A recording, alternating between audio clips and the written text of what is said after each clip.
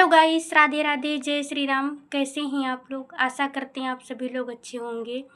Guys, बहुत से लोगों का सवाल ये है कि अभी तो पितृपक्ष चल रहे हैं, तो पितृपक्ष के दौरान हमें नवरात्रि पूजा का सामान खरीदना चाहिए या नहीं खरीदना चाहिए।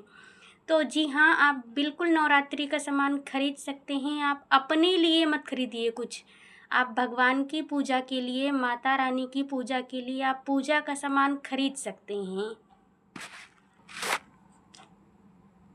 क्योंकि पितृपक्ष का समापन 21 तारीख को हो रहा है और 22 तारीख से नवरात्रि शुरू हैं।